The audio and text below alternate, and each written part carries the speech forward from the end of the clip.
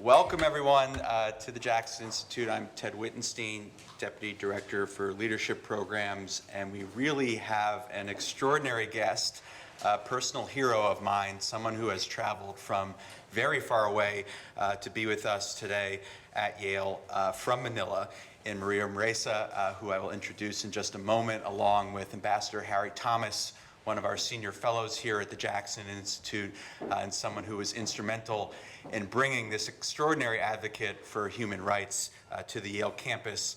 And we welcome her as a Jackson visiting fellow for the talk today on journalism and human rights, fighting back against disinformation.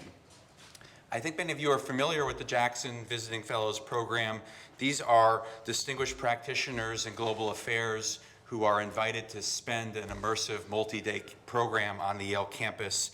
Many of you have seen and interacted with some of the visiting fellows in this past semester, including former NATO commander Admiral Jim Stavridis, former commander of U.S. Central Command, General Dave Petraeus. Maria Ressa is not a soldier, but make no mistake, she is a warrior, a fearless, tireless defender of democracy, a champion of transparency, government accountability, freedom of speech and the press, both in the Philippines and around the world, and often in the face of great personal risk. She has been a journalist in Asia for more than 30 years. In 2012, she co-founded Rappler.com, which is now one of the leading news organizations in the Philippines, and prior to that, served as CNN's bureau chief in Manila and Jakarta.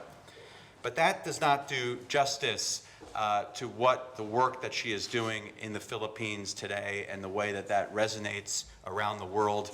When I was sitting in coffee with Maria yesterday, she remarked how nice it was to be sitting and looking out a window and not fearing sniper fire. Okay, so the work that she is doing is very real and very risky in defense of world values and human rights.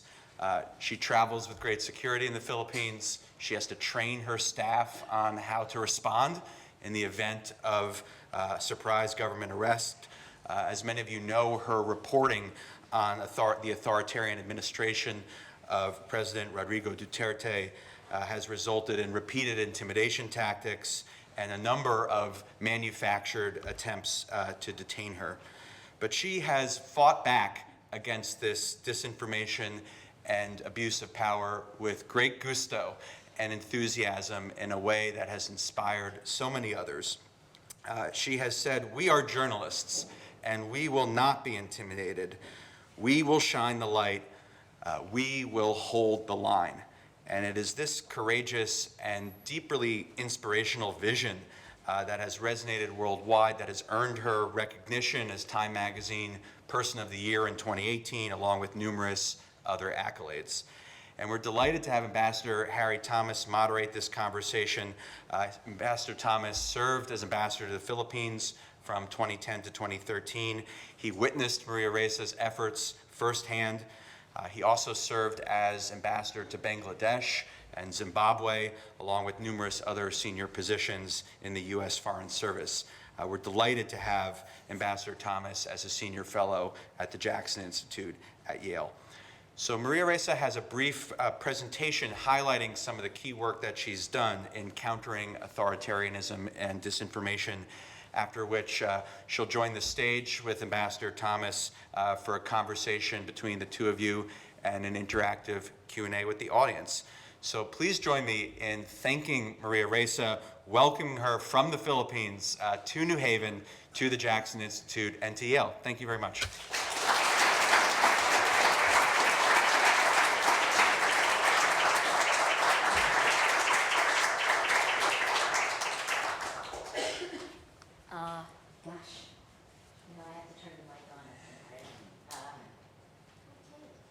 Yay. I will run for about 15 to 18 minutes and then kind of take you through. Here are the 3 points. So the 3 points I hope to make in this one, and it's so good to see so many familiar faces in the audience. What's the problem? What's the problem, and why should you care about the Philippines? Why are we Why is our dystopian present your dystopian future? And what are the potential solutions? The problem is very simple. It is the impact of technology as an accelerant that has helped elect authoritarian populist-style leaders that have used the technology to actually make lies laced with anger and hate spread faster than facts. Without facts, you can't have truth. Without truth, you can't have trust. Without any of these, democracy as we know it is dead. 2020 is a critical year, I think. I hope you guys do really well here, because what happens here will have a global impact.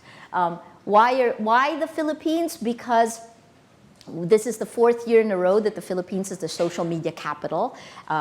We spend 100% of Filipinos on the internet. 100% are on Facebook. Facebook is our internet.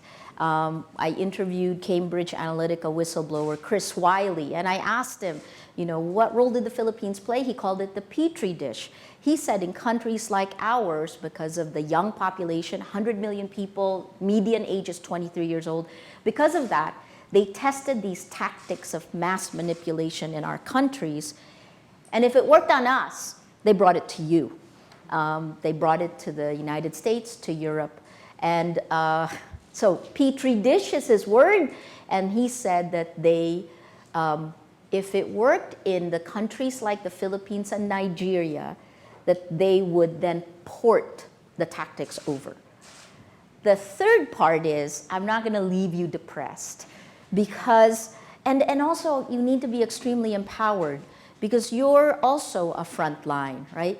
Some of my problems in our country, my personal problems, the attacks against me, come and happen on American social media platforms. Part of what's changed the entire information ecosystem is because American social media platforms, who allegedly have the same values of democracy that we all have, they moved fast and they broke democracy. So, I hope I'm wrong. No. So what is it? Here's the perfect example is that when I was in 2018, the Philippine government filed 11 cases and investigations against me. I think that was why when Time named, when I was one of four covers that they had in 2018, when I saw this, I thought it was fake news and forwarded it to our social media platform, to our team, because I was like, oh, they didn't tell me. And then as soon as I got a call telling me it was CNN asking for a response, my stomach sank, because I thought that meant that, oh my gosh, we'll be attacked again. But you can't get attacked more than we have, although of course the number of cases can go up. In 2018, because of the cases that were filed against us, our revenue dropped almost 50%. The end goal is to really bankrupt us, or it's a war of attrition. In 2019, my Valentine's Day gift from the government is to be arrested and then to be held overnight, and then within 5 weeks to be arrested again. In order to be here today, I've posted bail 8 times. I've posted bail 8 times, and I have paid more in bail and bonds than Imelda Marcos, who's been convicted in 4 different countries, right? My lawyer says that one of my cases, the cyber libel case, it's a case where we published a story in 2012, 4 months before the law we allegedly violated was enacted. This case now began in August 2019, and we'll have a verdict on April 3rd. Please keep track. I could go to jail for 12 years on that one. The Guardians of Truth. The Guardians of Truth. On the 4 covers, I was the only one at that point who was both alive and free. This is what it takes to be a journalist today. That's crazy, right? Here's the problem, and it was so nice to meet Tim Snyder in the hallway here yesterday, because I use this slide almost in every time I speak. I talked about the problem like this: if you can make people believe lies are the facts, then you can control them. Tim says it so much better, and I recommend his book On Tyranny to everyone, because it gave me the political, if we can contain the pollution in our information ecosystem, maybe we're only looking at 1 or 2 years of this dysfunctional democracy. But if we don't, then we're looking at decades. And Tim actually lays out why and how on tyranny. He said, if you want to rip the heart out of a democracy, you go after facts.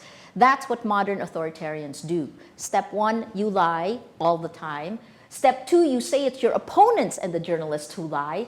Step 3, everyone looks around and says, what's the truth? There is no truth, right?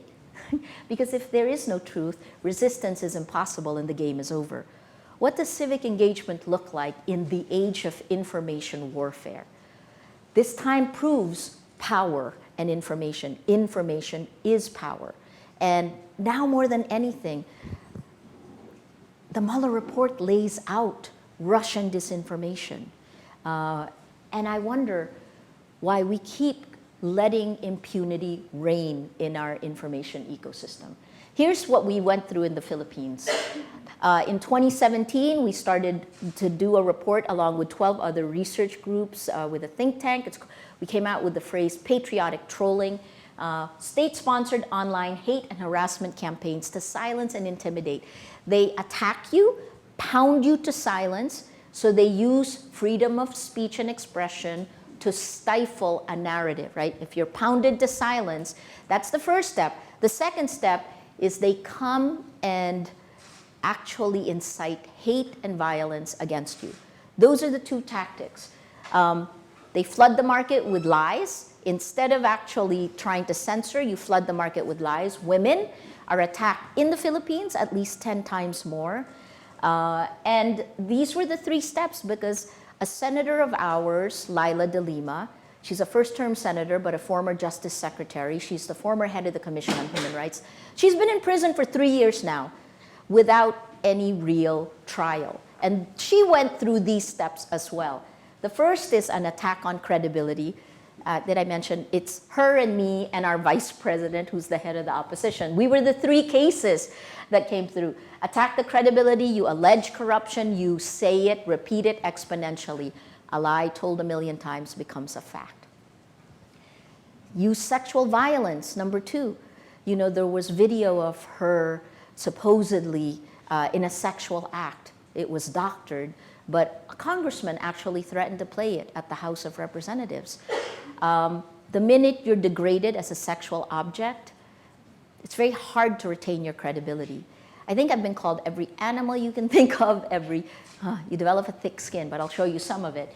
And then the last part is, before she was arrested, a few weeks before, they trended hashtag arrest Laila de Lima.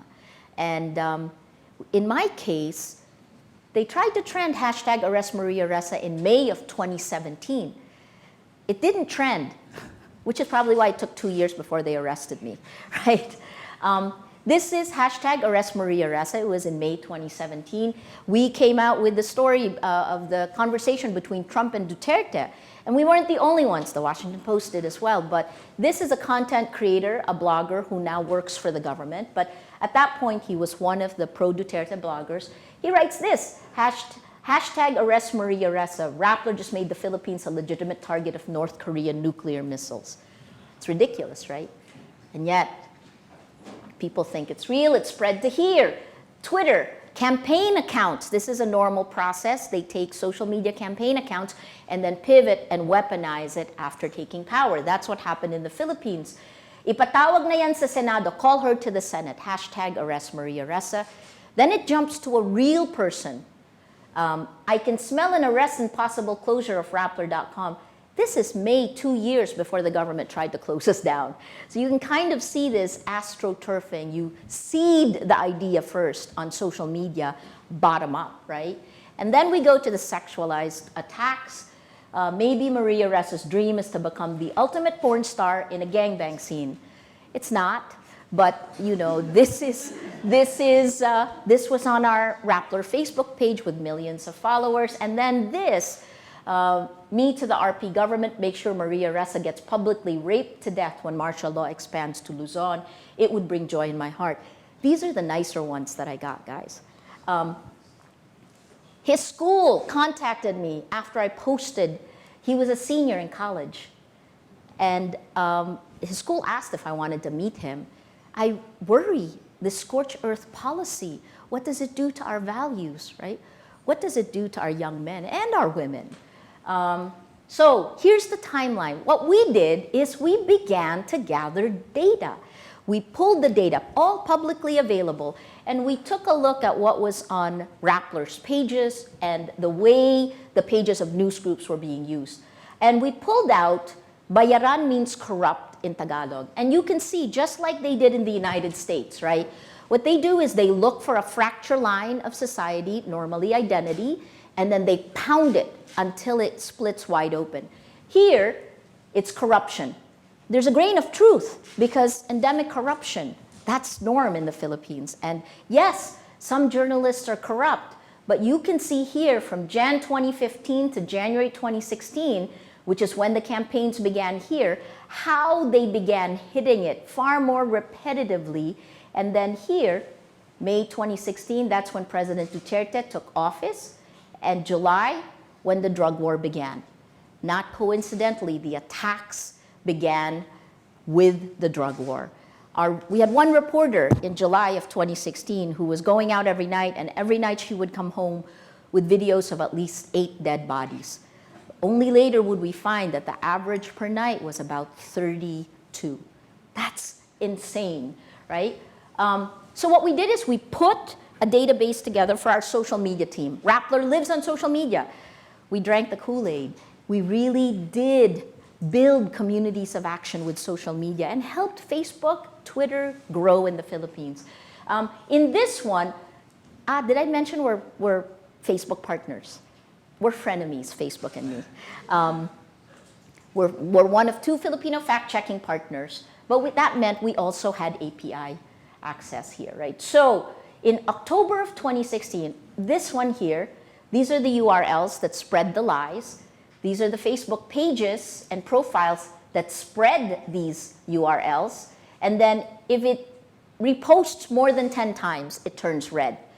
In October 2016, we released our Propaganda War series. That's the first time that we looked at how Facebook algorithms impact democracy. We took 26 fake accounts and manually counted how many other accounts they could influence. 26 could influence up to 3 million others, right? So that's only 26. Look at what happened in October of 2016. This is when the attacks began against Rappler online. And then I want to show you one account that attacked every single news group, pounded us. And you can see that this is a full-time job. It's a cut and paste, right? The same message in page after page after page. They're posting them in the campaign pages of Duterte. You can see here sometimes the repostings, 55, 80, and the groups that they posted in are the Duterte and the Marcos campaign pages. This is a full-time job. So these are the kinds of ways that you could get manipulated. In the Philippines, it's not as much bots as it is fake accounts. And then, now, 3 years later, real people. Think about disinformation like this. Here's the system. And a great quote by Yuri Andropov, who's the former head of the KGB and former head of the Soviet Union.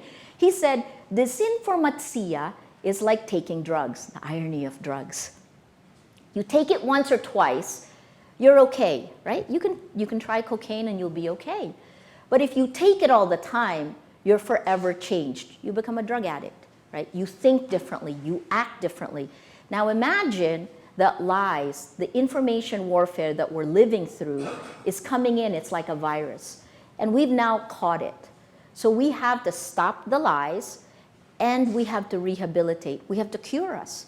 We have to rehabilitate us in order to have democracy the way it used to be. Our public sphere has been thrown apart. I'm going to show you what an attack network looks like against the vice president of the Philippines. She's a woman. She's the head of the opposition. Doesn't look like anything like this, but when you put it in a network map, that network is the same network that attacks me, that attacks news groups, that attacks any institution that questions the government. And it is so systematic that it is broken down by demographics.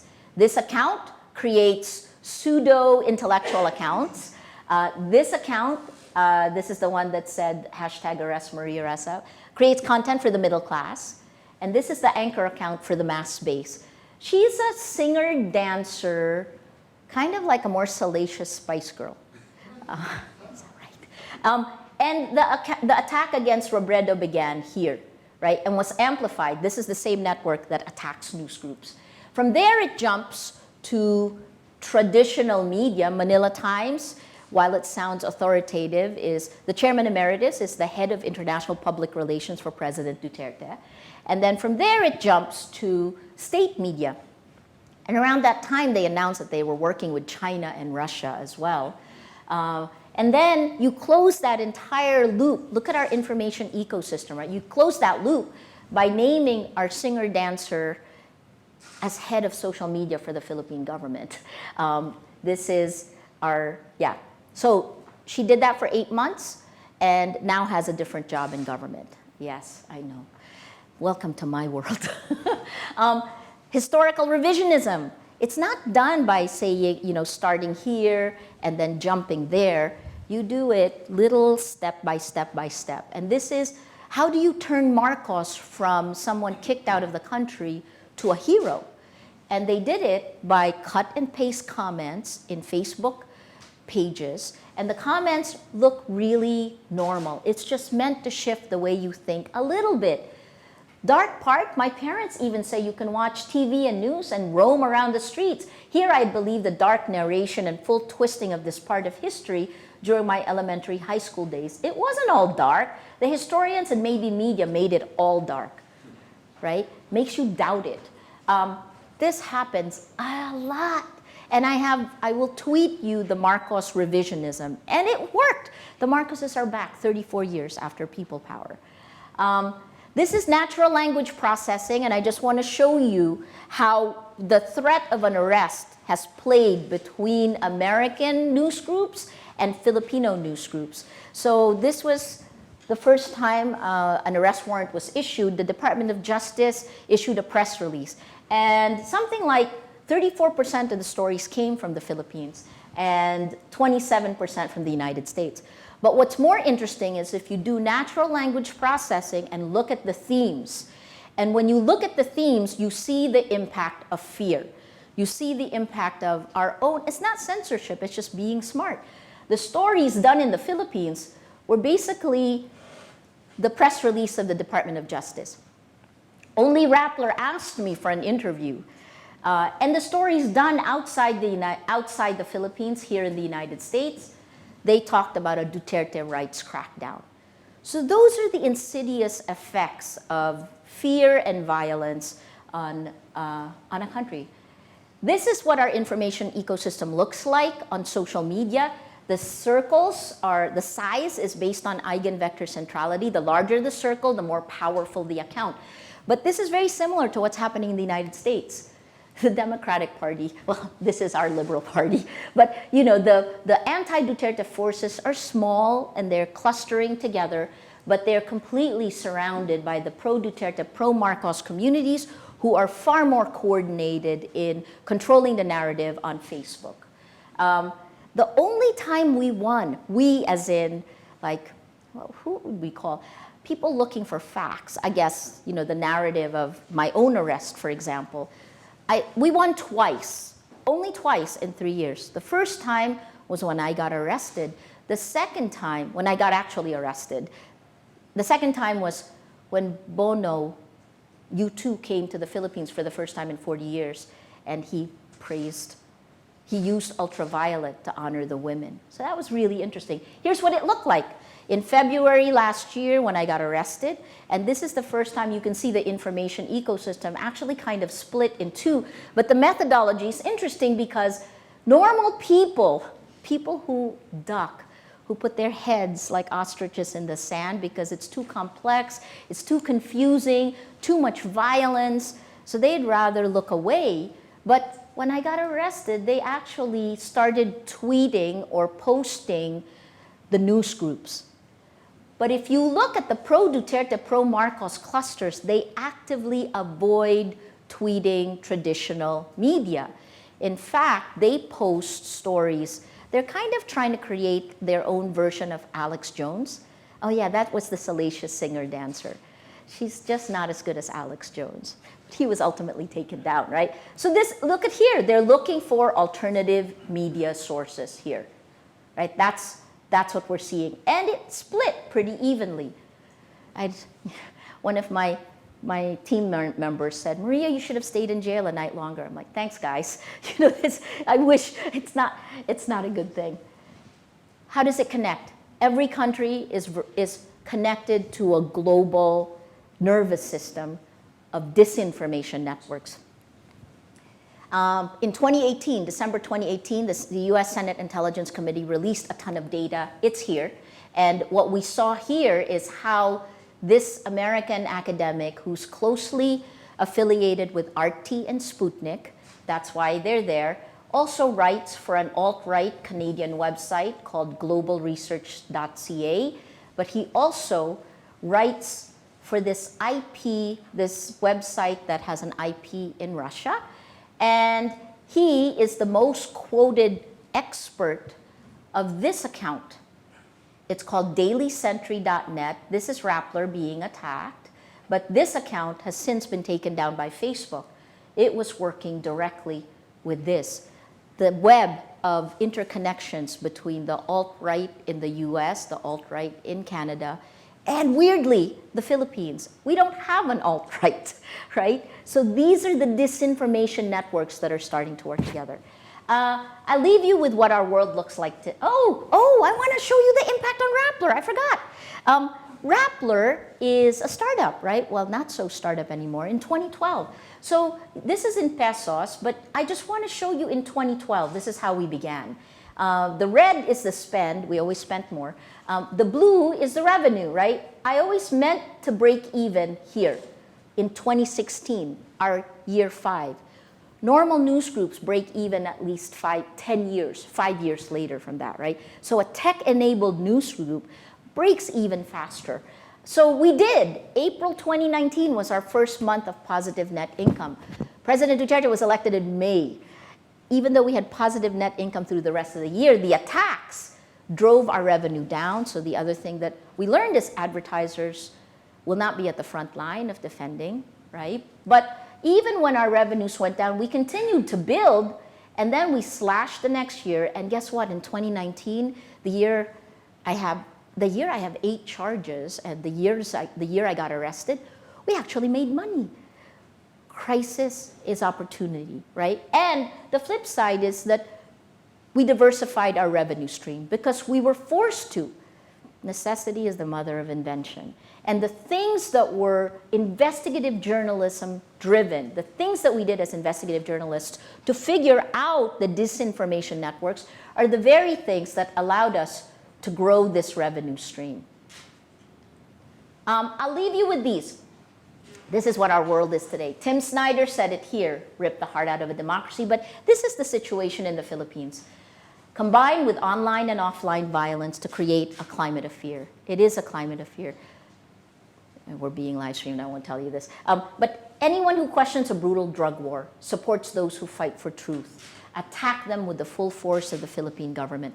Laila de Lima has been in jail for 3 years without a proper trial. I don't know what I am. I think, someone actually told me, I don't have to be in prison right now because in a way, I already am in prison. It depends. It's like a game of chicken. How far do you go? You don't know. And it took Amal to actually tell me that all of the charges I face could if I lose all of them, the maximum sentence is 83 years in prison. You make them cautionary tales for demanding the truth.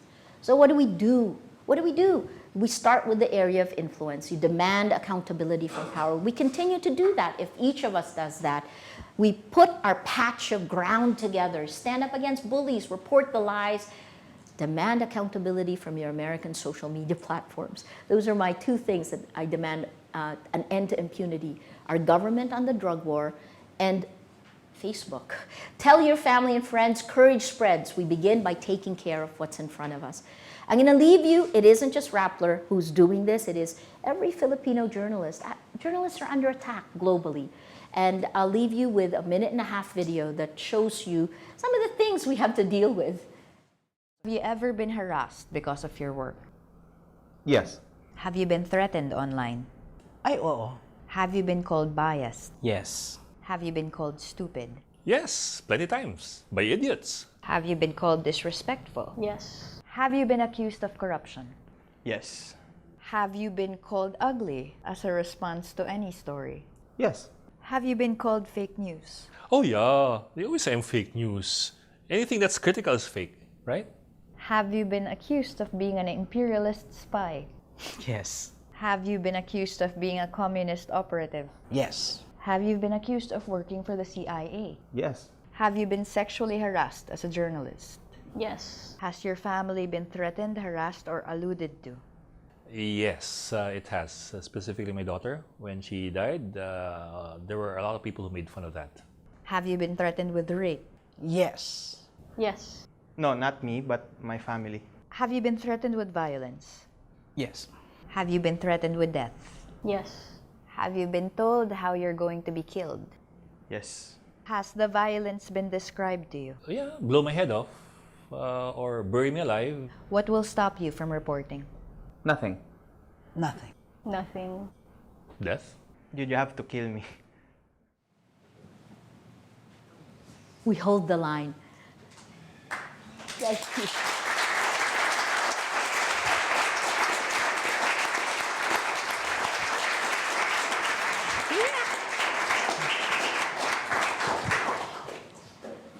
Okay.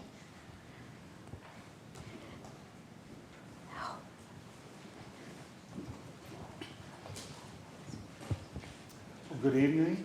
Magandang hapon. Kumusta kayo? Welcome, everyone. I think we were all impressed. I'm going to start off as a moderator with just a couple of questions, and then we really would like to hear from the guests, especially the students, as they ask my good friend Maria Ressa questions. And I learned a lot from Maria during my time in the Philippines. She wrote a book, Facebook to Bin Laden, 10 Days, 10 Years, about terrorism and kidnapping of ABS-CBN firm. She worked with reporters in southern Philippines and how they worked to return them. I was so impressed by the book that I invited her to my residence to talk to my team about what she needed to learn. Like many of my fellow diplomats, Ted and Paco, we thought we knew a lot. Well, I realized that I thought I knew a lot about the Philippines until I married a Filipina, and I realized I did not know much. And that's the way it is in many countries. You have to learn, and you have to be brave. So my first question, Maria, is why stay?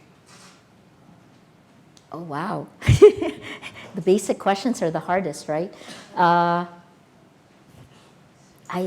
think I have to stay, right? I mean, it kind of is horrible that we come of age at different times. And I'm now a senior journalist in the Philippines, and the baton was passed to me at a time that's really horrific for journalists. But I think that I wouldn't be me if I didn't fight it head on. Like, it's easy to say you have standards and ethics. It's easy to say you believe in the mission of journalism. But if you duck when it matters, then you don't. And that kind of played around with my head, like because I did think about it. I'm both an American and a Filipino citizen. My family is so adamant that so I asked my mom to leave the Philippines and come back to the States. But the reality is that I don't think I have a choice. You have to hold the line, because when you give it up, then you voluntarily give up your rights. Guys, don't voluntarily give up your rights. Thank you very much for that. The Philippines, for all its wonder and beauty, has, the last decade, been the most dangerous country for journalists. And yet you are encouraging young people to enter journalism. How and why do you do this? I hate when he's asking questions, right? I used to do this, and it was more fun asking him. Because I think you saw, right, our information ecosystem, creative destruction, it's already been destroyed. And so what we're doing in Rappler is trying to deal with that destruction. Journalists have lost our gatekeeping powers. We're no longer gatekeepers. It went to tech. And tech has decided that politicians can lie. That's actually what Mark Zuckerberg said, right? And so this is the time when, after the old world we know has been destroyed, you come in and you create what the new world is going to be. That's incredible, right? And that's part of the reason I stay and I work every day. I have never worked as, I used to think when I was in CNN, I work really hard at 24-hour news. Forget that. Rappler is like every hour of every day. It's 150% of what you want. But part of it is because, and I'll toss this back to you, this is a time that matters. Everything that we grew up with, everything that we knew is under attack. Our democracy is under attack. When journalists are under attack, democracy is under attack. And so I feel like what we do matters. And for the young journalists here in this room, when you jump in now, you're not going to do what I did when I started as a reporter, which is to follow what someone else has done. You'll actually be creating new things. And the better you understand data, technology, and society, behavioral science, the better your journalism will be. Thank you very much. And we'll ask everyone who is going to make a question, please identify yourself and keep the question brief. And it will go around. But I would first like to give the opportunity to one new friend, one old friend. Vicky Acevedo is here tonight. She was in the second class of women at Yale, went on to Harvard Law School and has had a distinguished career. And we're welcoming her. I'd like to know, Vicky, if you have a question for Phil. Let me just first of all say thank you very much for that presentation. I mean, the big data issue is so important.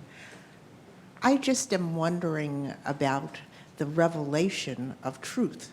I watch CNN or CNNBC or PBS, and they have consistently pointed out the lies all the time, but it doesn't seem to make any difference.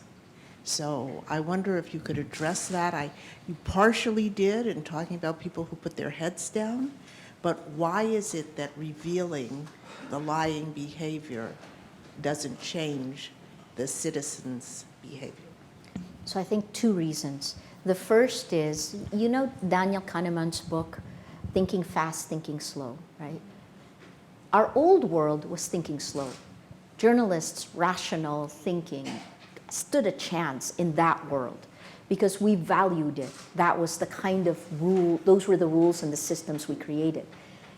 The new world, ruled and enabled by tech, is actually driven by thinking fast, right? It's a thinking fast world. And you can't call them anything but behavioral modification systems. Social media platforms are behavioral modification systems, and we are Pavlov's dogs walking into it. The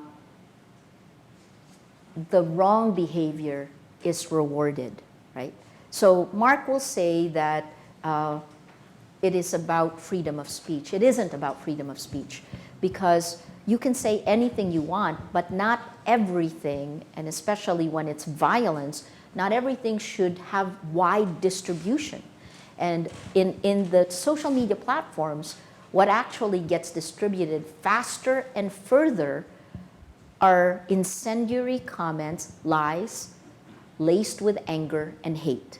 You know it. It's part of who we are. So it's almost like the devil and the angel on our shoulders, right? Except the devil keeps winning because the platform itself takes our reactions and keeps us engaged, I'm beginning to hate that word, by playing to the worst of human nature, by playing to the devil in us. So part of Duterte's power comes from the fact that not only does he say those rich people, because one of the narratives they divided, the first division was between the rich and the poor, which is really huge in the Philippines. But what he did is he promised the poor revenge. It's a different thing, right? So it's the thinking fast part is the part. And that's part of the reason I think that, you know, the design, this is built by design. We are mildly addicted. You have elevated levels of dopamine. You have elevated levels of oxytocin so that you stay and you share. So all of this must change, but I think part of it is because the tech guys had full reign. Right? So for law, if there is no rule of law, there is no democracy also. And that's part of the problem, because in the virtual world, there is no rule of law, right? And online violence leads to real world violence. We know that also. Those are clear. So that's part of the reason I think the world is upside down. Does that make sense? We got to fix the tech. Thank you. And now Sheila Marcello, CEO of CARE, a Yale parent, and a Harvard and Mount Holyoke person. Maria, thank you for doing this. You're such a good friend, and I am such a huge fan for your heroic efforts and what you're doing for people in freedom of speech. And so when I think about, Ron and I were just at the last World Economic Forum at Davos, and recently also just with some friends, and we were talking about the debate of the pressures on Mark and Cheryl as they think about it.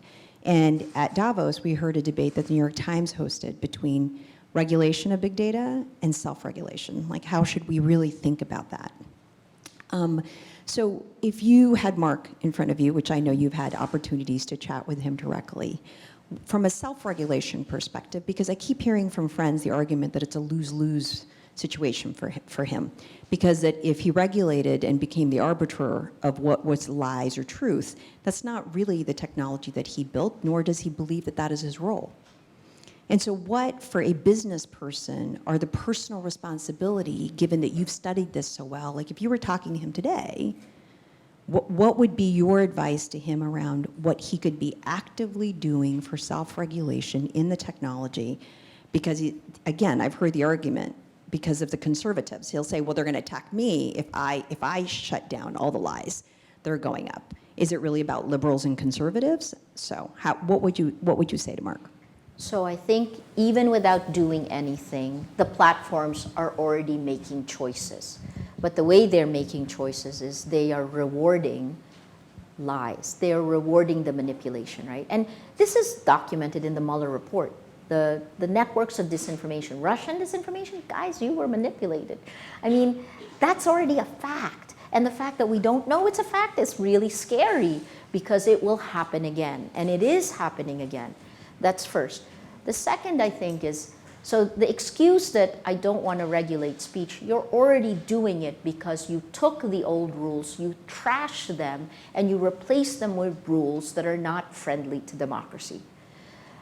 Journalists spend all our lives learning how to make boring facts interesting. We learn how to tell stories. It's really hard to keep your attention.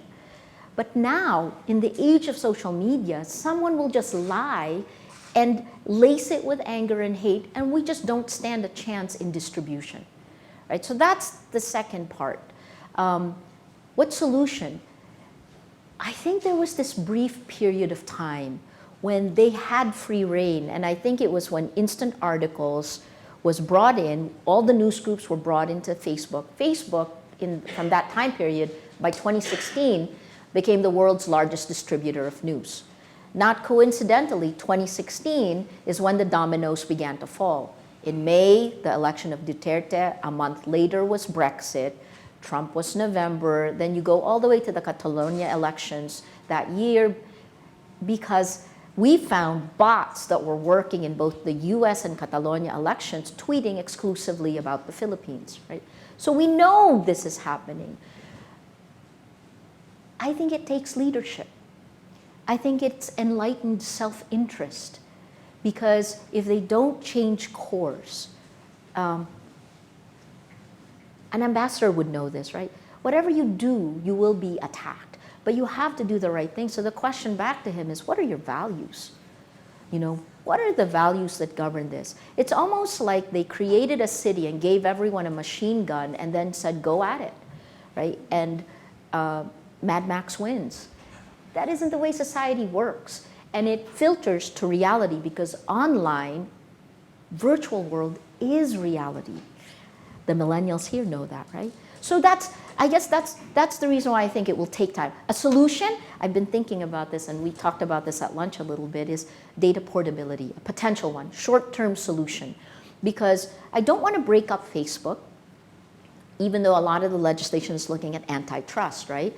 I don't want to break them up because they did have the advantage, but how do you help younger groups like Jimmy Wales's new social media platform? What if we give Facebook incentive to protect the users? Because right now, every incentive they have is actually to continue going down this path to the destruction of democracy. They spent more money protecting our privacy. They were pummeled by the market. They lost a lot of money. So what if a user like me, if I get attacked a lot, I can take all the data I created on the platform and port it over to Jimmy Wales's new social media platform. And I can take my family and friends with me because I'll do that. They will protect us if they will lose the network effect. So I think that's part of what we have to think about. But the reason why I don't think self-regulation works is because they had the chance and they didn't take it. So it goes back to what are the values? I think tech is not, it's not neutral at any level. Thank you. Next question, please. Young man in the back.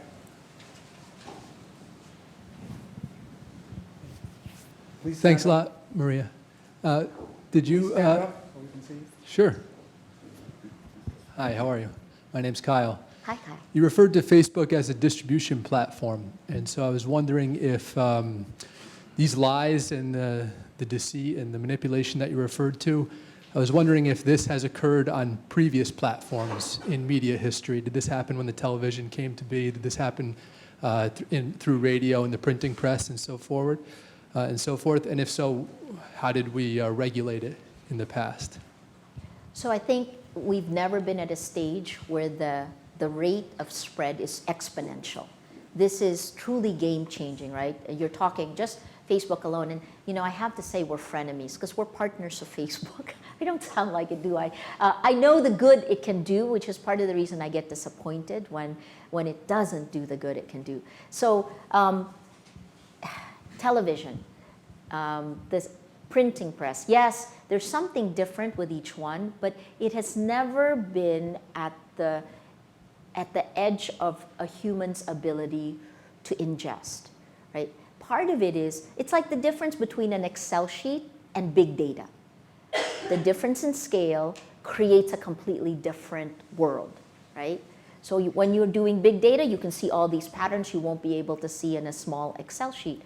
I think that the tech platforms have enabled so many good things, but at the same time, they've also enabled the rise of these populist authoritarian leaders that are using these same platforms to use information operations against their own people, to change democracy. And this is a stat. In 2017, Freedom House came out with the first study that said that in at least 28 countries around the world, cheap armies on social media were rolling back democracy. Last year, Oxford University's Computational Propaganda Research Project said that number is now at least 70 countries, right? So what do we do? Well, what has happened in every industry? Tech will say, look, this is a really difficult industry to regulate. Is it any more difficult than the airline industry or finance or pharmaceuticals? We have regulated very complex industries, and you never allow a drug maker to test the drug in public and say, let the user beware, or let me get them to say okay, and then they can get poisoned. That's kind of what's happening, right? The onus is on the user that you're supposed to opt out or opt in. It's not about opting out or opting in. It's about knowing that when I get on a plane, I don't have to know how the plane works to know I'll be safe in the plane. That's what governments are supposed to do, right? I didn't really answer your question because I think we're at that phase where we're looking for the answer. And I'll connect it to one thing, which is similar to the end of World War II. At the end of World War II, the atom bomb scared everybody, right? Hitler scared everyone. And as a global community, we came together to create Bretton Woods, NATO, the UN Declaration of Human Rights, that we decided that we need to protect humanity from the worst of what human beings do. We're at the same juncture today, and information is the problem now, right? But we don't agree that an atom bomb went off. So the entire system has already gone up in smokes, but we don't even realize it. That's scary. Should there be, Christopher Wiley, the Cambridge Analytica whistleblower, said that in his book he recommended there should be building codes for tech platforms, right? There should be ethical codes. Tristan Harris, head of Humane Tech, he was Google's ethicist at some point. The other thing Wiley said is every individual coder should be legally liable for the code that they create. This is, I'm just saying this is a brave new world. No, Aldous, right? It's a brave new world.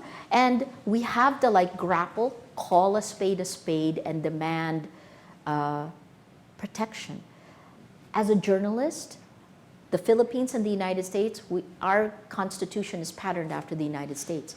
I'm protected under the constitution of both of our countries, and yet all of that protection was stripped the minute I entered the virtual world. Thank you. Next question, please. Yes, sir. Yes, ma'am. Well, I guess. My name is Bob, and my question is this. If we're going to change course, we're going to need new narratives. And my question is, where do these new narratives come from? And maybe what might be in them? I wish Harry Thomas would answer that question. The new directions, I think, you know, the one word that I don't hear a lot in tech is values, which underpins America. It underpins every society that pushes for progress, right? So I think the first is, you can see I'm very influenced by social media because I grew Rattler from zero to being the third top online news website. We're the top digital-only website. And I can see that the incentives are all skewed because it happened so fast, the rush to grow these platforms. So tech for me is something we cannot discount. I also don't think we should kill tech. Sheila built a business on using tech, right? Tech does enable, but when we see something wrong, for businessmen in particular, there has to be some stop, some accountability. So what to do, right? Obviously, our political systems have already been affected. I came with something very simple, which is in your area of influence, please demand what you believe, what values you stand for, what you believe should happen. Make facts important because everyone jumps to thinking fast instead of thinking slow. Shares, our generation is the one that shares lies 7 times more than the millennials because we grew in a world of trust. Right? In a way, these social media platforms benefited from the trust that's embedded in the way we build our businesses and communities. And now we're going to have to rebuild that and rethink it. I'm sorry it's a fudgy answer. Maybe our esteemed ambassador. Do you have an idea? Find a new leader. No, sorry. Whoops. I wouldn't go there. I'm retired now. I can say whatever I would like, but I would say that truth, justice, values still reign, and they are so important, and we cannot abdicate that under any circumstances, and we cannot become transactional.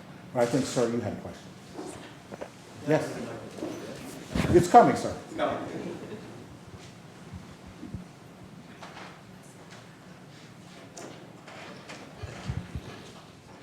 My name is Stephen. Thank you for being here. I saw the documentary on cable. Very impressive for you. My problem is this. I've been leading I'll make this short, I've been leading a nonprofit for the last close to 10 years, and I worked with Egyptian students in Cairo when the Arab Spring occurred, and I worked with Ukrainian students, and I worked with Syrian students. And the problem is they end up all preaching to the choir. They don't reach out. Ukraine has done that more than the other two. But the Arab Spring failed in Egypt because they were just talking to themselves.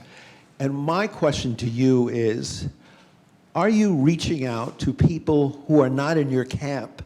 Because I happen to know more than a few Filipinos in New York. And they tell me they know about Duterte, and they know it's craziness or whatever, but they say, you know what? He's done a lot for us. He's killed a lot of people, but a lot of those people were drug lords or whatever. So, do I care about Maria Ressa? Yes, but the bottom line is Duterte's done so much for us that I'll ignore it. It doesn't really matter to me. I just want Duterte to continue. We have a much more stable society. And, that's like it is here with Trump, and his appeal. So my question to you is, are you really appealing to people who are not of your ilk? And if so, let us know. Thank you. Thanks for your question. So number one is that I never was of an ilk, right? I mean, I'm a journalist, and I actually really did live with this, right? The problem now is when my rights were violated, I had firsthand knowledge of how the government abused its powers, and I decided then to take a step forward into something that's pretty uncharted for me. I talked about the injustice that I saw. I was unshackled, and I hold government to account because my government abused its power, right? I'm not taking a side, I never have. I'm not a political animal, I'm a journalist. And part of the Liberal Party in the Philippines will say part of the reason Duterte got elected is because Rappler covered him and gave a presidential debate. We covered all 5 camps equally and continue to do that. Unfortunately, we refuse to stop doing investigative reports. And you can say, oh, it feels really great, it's okay to kill a few people, which are, by the way, astroturfed messages on social media, which is meant to change the way people think, right? So that happens, but at the same time, look, this year, foreign direct investment is down 31%. If you look at the facts say a different thing, but what happens when facts don't matter? Take a look at the Philippines, Facts have to matter because in the end, we negotiate everything in a public sphere. And I need to listen. By no means do I think I have any solution. I guess that's the best part of being a reporter.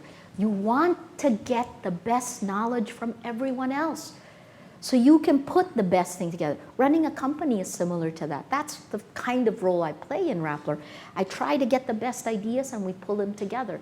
That's what democracy should be. It isn't about one side yelling at another, right? Or saying this is better than yours, which, by the way, came from inciting a mob in the public sphere. This is information warfare. So I go back to that. Yes, I do.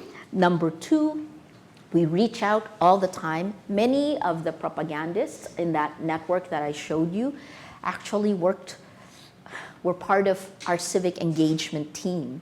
And it is so painful to see some of these tactics then being used. Before this time, as a reporter, as a journalist, I've never used good versus evil in the way I do now. And I think the advice I gave last night to some Yale students is that the values are so important now. I think while you're still in school, define that line where on this side you're good and on this side you're evil. Because the world is complex and it literally manipulates you. So be clear who you are. What are the values you stand for? And I think that's the best thing. So my quick response is I continue trying to reach out. But when I'm vilified and portrayed exponentially as a tax evader, even though my company was given the top corporate tax award 6 months before they filed 5 tax evasion cases against us, I get angry, so I learn anger management. Thank you. Next question, please. Yes, and right behind you. Hi, my name is Sarah. I'm a second-year student at the law school here. So it appears that you seem to be more in favor of stricter regulation within big tech and social media platforms.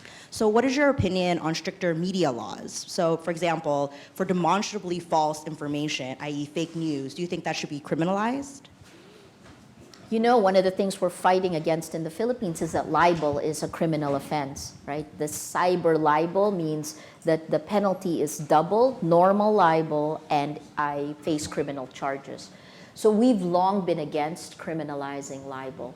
And I don't think that, so here's another complexity to add to the layer. Our old world was complex enough, right? When you add the layer of tech, look at a country like Singapore, right? Singapore is about 5 million people. Harry can talk more about this, but Singapore has 10-year plans, and they're actually very efficient. It's a democracy, not in the way we are. They passed the first fake news law, maybe second, Malaysia was first in Southeast Asia. And now it's being used against folks who are perceived to be critical of government. There isn't a one-size-fits-all answer, and there certainly isn't a quid pro quo. If we regulate tech, should we regulate media? If we regulate media, should we not regulate? There isn't anything like that. These are false equivalences. I think for me, all I'm trying to do is to go back to how do we protect the public sphere? How do we take the new technology, machine learning, artificial intelligence? These platforms know you more intimately than your most intimate relationships because you put that data in there. It's not content, it's behavior, right? So I'm trying to understand the world and trying to stay out of jail, you know? Thank you. Next question. Yes, young man. Patient. Walkiness. Okay, so we have time. Hi, I'm Greg. I'm a student here from Indonesia, and I know that you were in Jakarta during the democratic transition between Suharto and the reform period, and in Manila before that. So having seen and reported on a lot of authoritarians, how is it different now, or is it just the same? Ooh, I started my career in 1986, 34 years ago, with People Power. And then I was very privileged with CNN. It gave me a front row seat right when I felt like, oh my gosh, these changes from authoritarian one-man rulers. Singapore, Lee Kuan Yew to Goh Chok Tong. Mahathir stepping down, and now of course he was back and now he stepped down again. And then Indonesia, the end of almost 32 years of Suharto. It was incredible. And I felt like the pendulum, like a pendulum was released and it was swinging back. And I think the painful part for me last 3 years ago was to see that pendulum go back. And it went back because of the information ecosystem, right? So Indonesia has similar problems. The top Twitter city in the world is Jakarta. And let's look back to the days of Suharto when the violence in Ambon in 1999. 10,000 people were killed because one newspaper printed something that was incendiary. A grenade was thrown in a mosque, right? And the killings, do you remember? This was before you were born. How old are you? I was born in 99. Yeah. But so I remember then how difficult that was, right? And that was only a newspaper. And then we saw the riots. There was the Jakarta riots again recently, and Indonesia actually had to Ahok. Those are sorry. You know this better than I do. That ethnic, the communal violence. There was the time I was in Jakarta.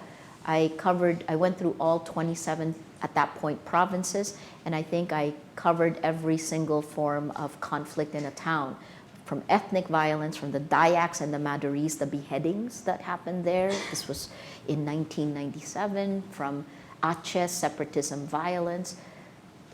It's a tinderbox, and I worry about social media, right? So sorry, I ran off into where I wanted to go. I worry about the information ecosystem. I think that when you manipulate us emotionally, we have no defenses against it. And when it is done for power, we cannot hold our governments to account. Yes, right. Sorry, just a quick follow-up. Your walk down, thank you again. Always an honor. You're such a familiar. Thank you. But your walk, oh, I'm Ron. I'm Sheila's husband. And your walk down memory lane made me think of a term, puppet government, which I thought the general public of most of those nations that were under puppet governments recognized the influence of money behind the leaders. And again, the general public, so the majority of the people. And now, in this age, my question really is about, that term, in my opinion, doesn't seem to be used anymore because it seems that this big money has somehow, in these new systems, gotten somehow to a tipping point, our country as an example, where it's sort of masked the influence of big money to command sort of what we're seeing in policy and the outcomes. Could you comment a little about how to make that big money more transparent today? That, again, I would say the majority of people would say that's not a good thing to have big money influencing us in this way through these funded campaigns. So for example, the Marcoses are still billionaires. Some people in this room might not know that, but that is still a fact. Yeah. ICIJ, are you guys familiar with ICIJ, International Center for Investigative Journalism? There's huge data that has been released globally, and journalists in many different parts of the world come together to work on this data. Some of that data exposes the Marcos wealth, the Panama Papers, if you're familiar with that. That came from ICIJ's collaborative work. What you really made me think of, and I guess I went off on an aside from your question, was the geopolitical power, because beyond the corporations is actually the money that, and I see this in the Philippines, the money that's flowing in the Philippines that is helping change geopolitical power.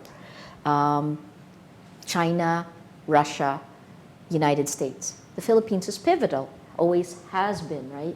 And in October 2016, when President Duterte went to Beijing on a state visit, and he didn't tell his foreign affairs secretary that he announced that the Philippines would move away from the United States, pivot to China and Russia.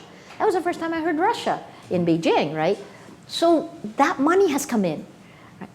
Badly, we know this, and we're trying to track that. Marawi, the rebuilding of Marawi in the Philippines is Chinese, right? Supposedly, but the rebuilding hasn't happened.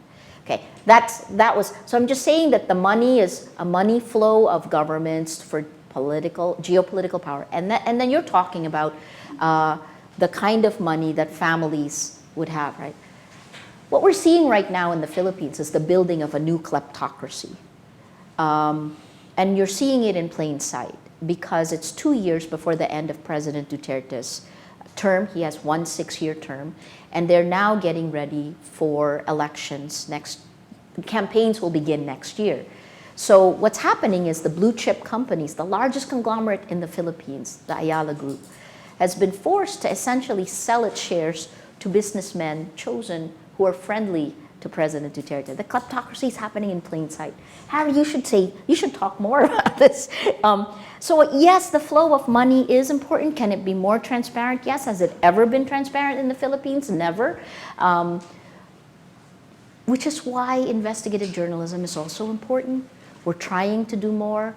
But it's scary for me that you have the Lopez Group, a conglomerate, the Ayala Group, the First Pacific Group, Manny Pangilinan. These are 3 big conglomerates who are being forced, like the Philippine Daily Inquirer, to sell their shares, for money to change hands because, again, a kleptocracy is being built. We're not the first country where there's a kleptocracy. So all these words, oligarchs, the names change, but the system remains the same.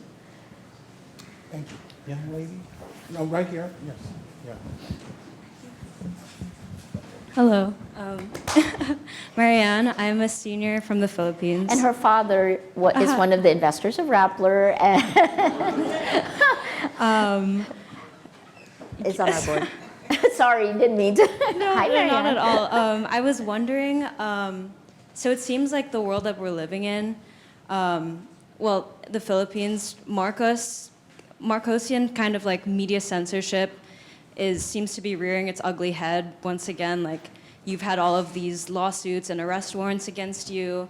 I think just last week, the National Police brought up that presidential decree number 90 under Marcos, which is about like rumor mongering, which was, is defunct, but they're kind of returning to that. And this whole thing with ABS-CBN, one of the major national networks, on the verge of being closed down. So I was just wondering how you are navigating that kind of tricky space. It's like a game of chicken. You just keep going down the right path because they can make, so my lawyers, I asked my lawyers this, right before we came here, I was on with my lawyers, right? So I asked my lawyers this, what can they do? They can do anything. That's really the reality. I could be charged with child abuse, right? And I guess my best defense, my only defense is to shine the light, to tell you the story, to tell you what's happening. I think the reason why Rappler is still alive is because, one, we're owned largely by journalists. We decided that we would hold the line. And then two, we asked international news groups to tell our story. And it reverberates because it's happening in many countries around the world. So I guess part of it is, they always say, don't sweat the small stuff. Now the small stuff is so big. It's like, oh, I could go to jail. I won't think about it. I'll just focus on where I need to go. And that works for now. That's why I'm also hoping our allies, the tech allies now, frenemies, remember? I keep appealing to them. I work very closely with the tech companies because they're really critical for the first step. Because what does civic engagement look like in the age of social media, right, for your group? So I guess that's a long-winded answer. I think the short end is we look at people like you. We are developing the next generation of journalists. This time requires far more courage than at any other time. And you at Yale are so privileged and powerful. And please, like the thinking slow world, I so long for that because we can't move forward without that. Yes. My name is Joe Batad. I'm a Filipino-American. I'm an officer of the association here, so I'm part of the community. And I'm also part of the battleground because as part of the community, I know what the gentleman here said a while ago. There are so many pro-Duterte Filipino Americans as well. And it feels to me like it was even harder now. I was also an anti-Marcos activist in my years in the University of the Philippines. It was even easier then than it is now. I can easily reason with pro-Marcos supporters before in the 80s than to do it with pro-Duterte supporters now. And many of them are my former colleagues in the left. Okay, so we were split. So, and we are coming to 2022, right? That's the presidential elections. We were clobbered in social media. So it was very hard to do the debates or to win in debates. What is your outlook of 2022 in terms of the battlefield? That means the information battlefield. Because we will be in there again. We will be debating with our friends who are with the other camp. And we were clobbered because they were so organized and we were coming from different places. How are we going to win this, if you have any ideas, for people like us who are in the community? I think it's impossible to win the social media war unless you have no values. I mean, the only way to win this is it's a scorched earth policy, right? It's the use of anger and hate to spread, and you demonize someone else. It's a world that I don't believe in, which is why when Mark Zuckerberg says we don't want to be the arbiters of truth, you already are. They're prioritizing speech that incites to hate and violence more than they prioritize facts, right? This is built into the system. So I think the first thing is, I've called it a behavioral modification system, but think about it like this. In this system that they've created, they decided that they wanted to grow it fast, so fast. There's a cost to growing it fast. So a tech person made the decision that they're going to use friends of friends. Because if it's friends of friends, just that one decision, you'll be able to close triangles. It's called, there's a paper by Peter Granovetter called The Strength of Weak Ties. And so they close these triangles, but in doing that, they build polarization into that system. Because friends of friends, so think about it like this, if you have rightist tendencies, let's just, like in our world, maybe it was like this. In the Philippines, it was like this. In the US, you had Fox and CNN, so you had your own media things. But in the Philippines, we were like this. So if I had rightist tendencies and I only talked to my friends and grew my network of friends, then I moved further here. And then if I had leftist tendencies and I only talked to all my friends and grew my own network of friends, I moved further here. You never see the other side. Eli Pariser wrote a book about the filter bubbles, right? This is in the design. So how do we do that? It's not about conversation or even listening to each other or convincing each other. In order to convince someone, you have to listen to each other. That's not built into the design. So I'm saying, I've seen good people use the exact same black strategy as the Duterte camp. And you know what? It leaves a trail. And we can see that. I don't think that's the right way to go either, right? That's part of the reason I think we need to demand that the platforms change the way they create a system. Because they talk about a market of ideas. A market has rules. You check out here. You don't bring a gun in, right? You have to have rules for a marketplace of ideas. Because right now, you can't ensure that election integrity even exists. We can't, because the information ecosystem is so flawed. Thank you so very much. Salamat. There was a Thank you. last question.